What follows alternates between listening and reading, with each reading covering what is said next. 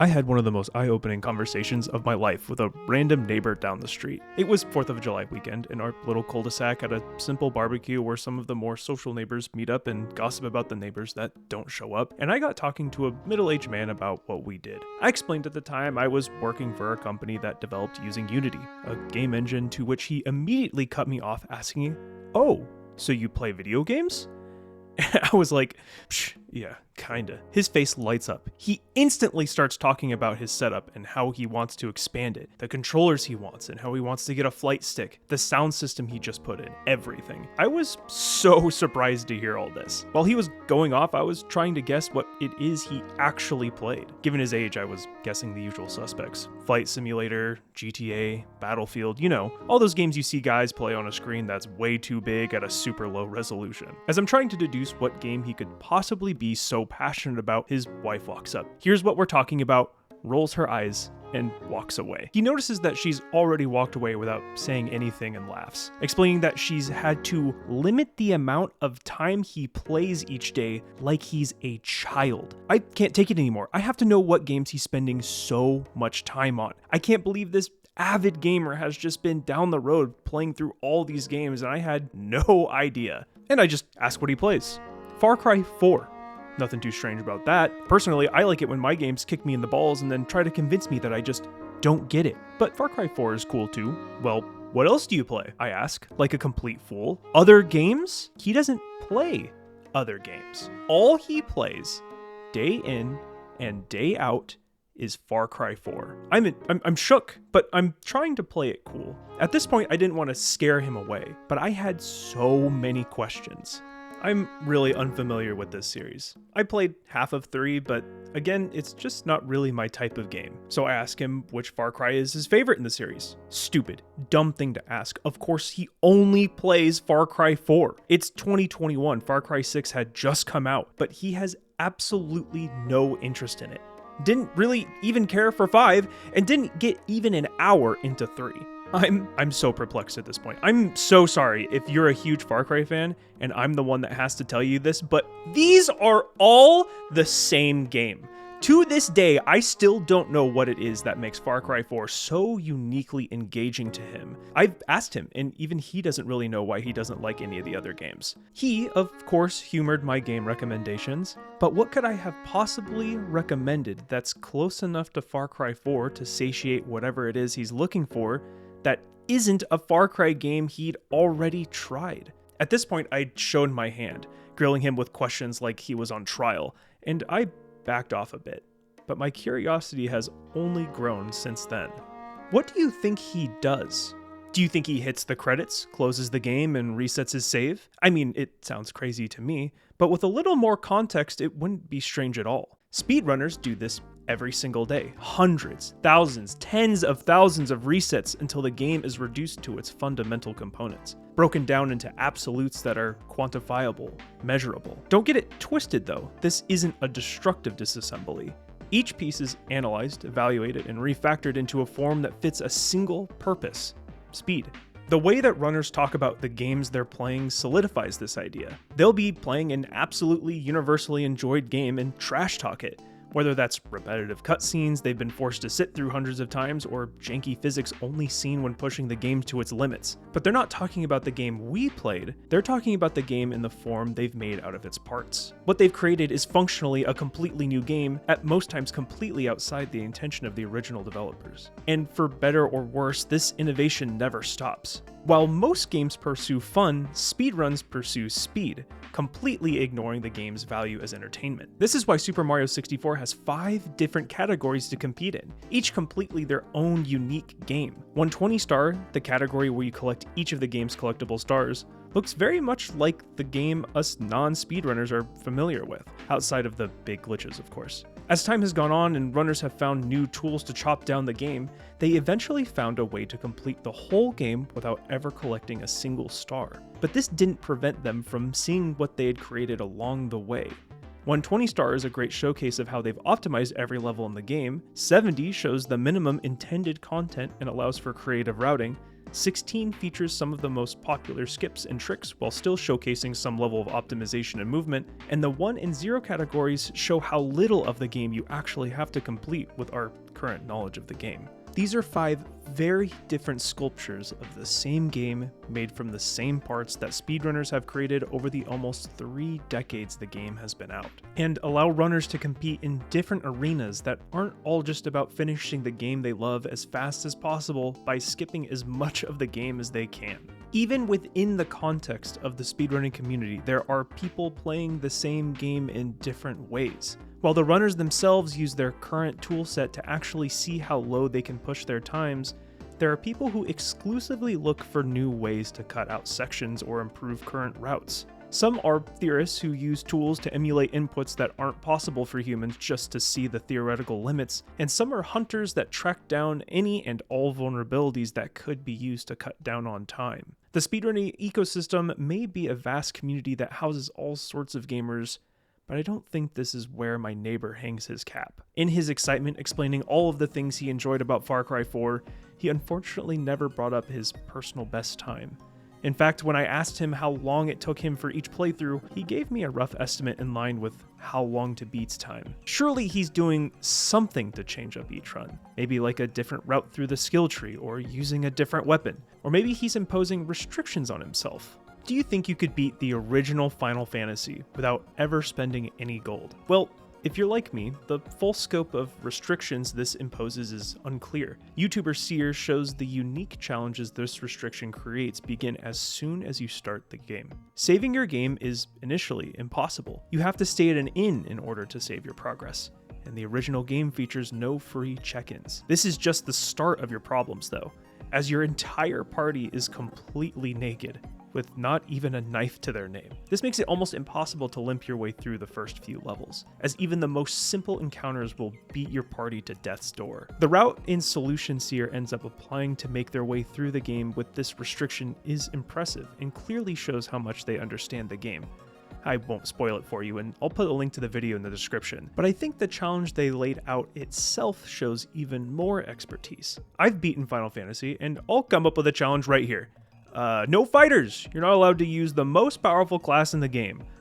Well, not only is this an easily completable challenge, its many solutions aren't that interesting either, generally requiring just tedious amounts of grinding until your party is unstoppably powerful. Okay, well then you can only use one character. All the other heroes need to be knocked out except for one.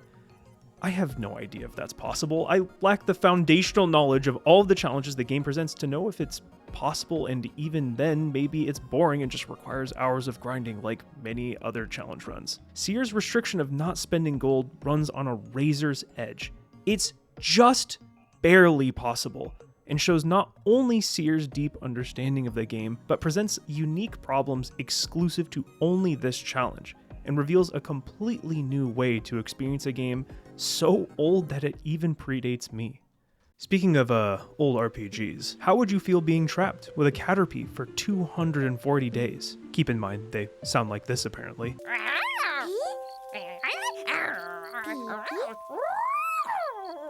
Well, look no further than Picaspray's guide to putting you in this exact scenario. Using a Japanese version of Pokemon Crystal, they were able to craft a game state so uniquely stuck that your only 2 methods of escape were to trade with other Japanese versions of the game or farm a single berry bush every single day for 240 days like it's an old Facebook game. Let me explain. If you'd like to see the specifics on the actual setup, I'll put a link to Picaspray's video in the description. But once it's done, you're stuck here, right in front of the Elite Four with nothing but a level 3 Caterpie and not a dollar to your name. Normally, you could use or teach a Pokemon the move Fly, which lets you travel to any previous locations.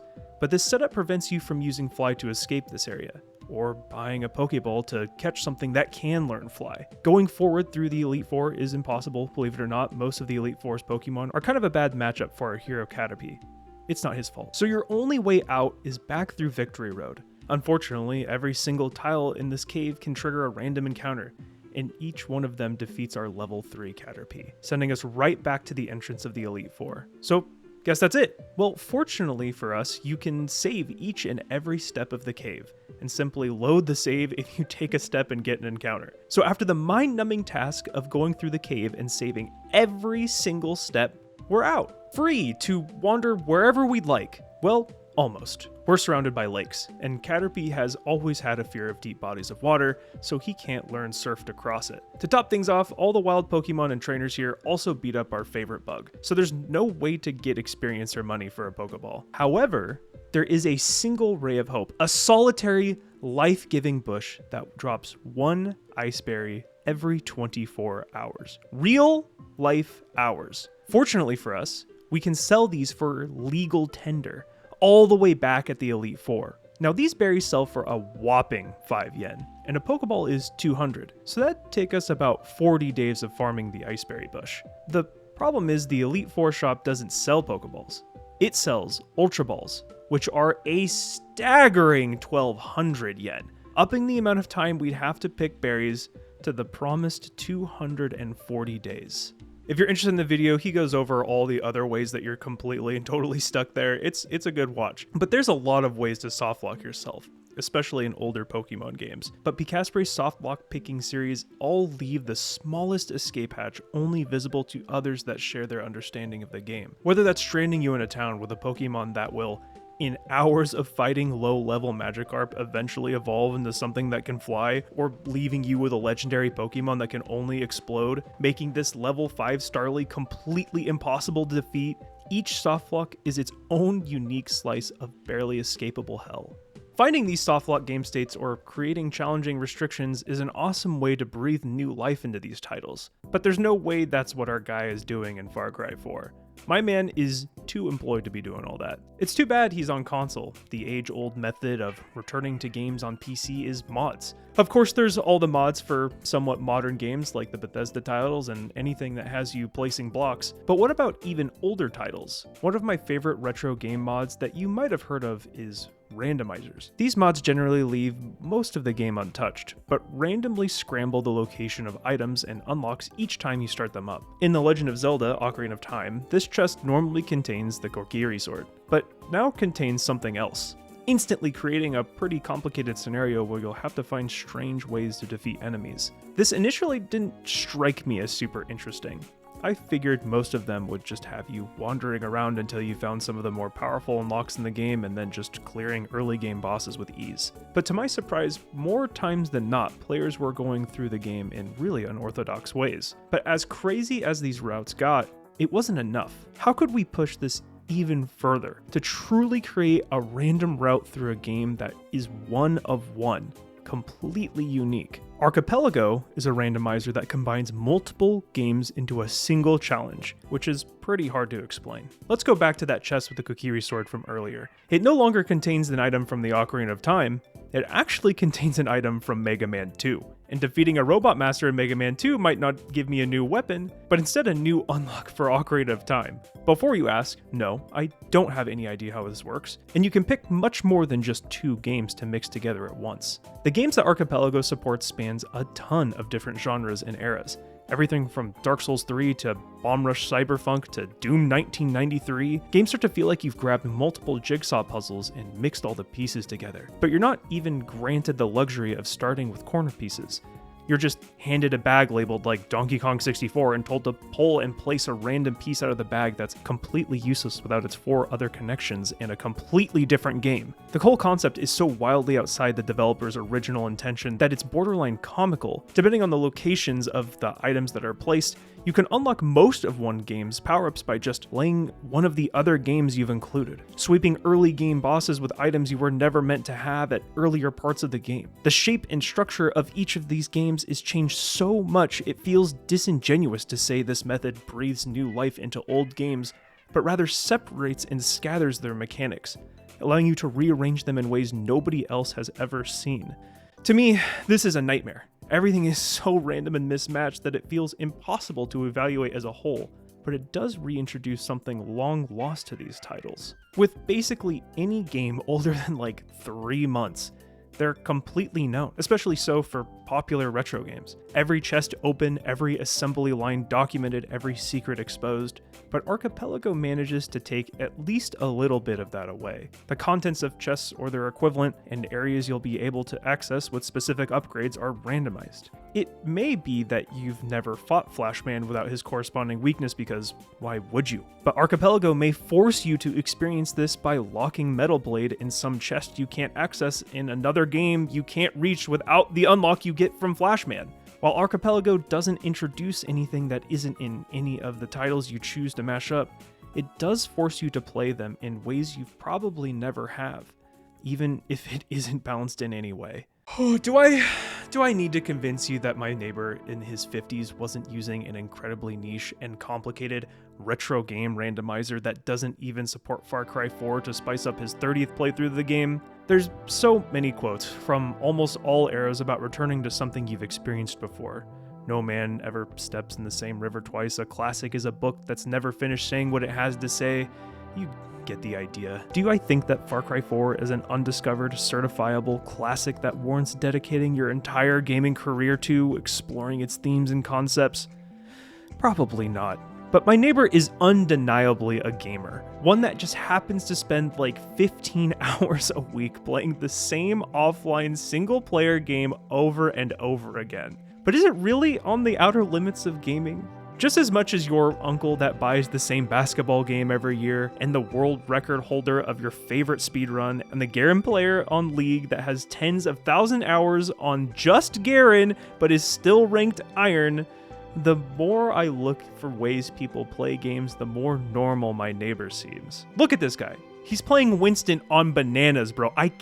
In good faith, I can't be like, get a load of this guy. He plays Far Cry 4 on the week. Like, I can't do it. In a way, my neighbor is a man after my own heart, sticking purely to developer intentions, not straying from the path and appreciating the game as it is for what it was meant to be. But the range and efforts people go to create something new with existing parts is, at times, as creative as the base material itself. Whether that's laying bare the core of what makes the game tick, exploring uncharted routes, or just trimming some of the fat off the edges. These modifications each reflect a different interpretation of what makes games so great in the first place. I used to wrongfully judge both the Far Cry 4 purists as well as the modders and remixers, frustrated that in the face of an endless stream of great games both from the past and present, they instead chose to focus on just a single piece. But now I can understand the comfort of knowing what's around every corner, and the creative outlet reshaping games can be.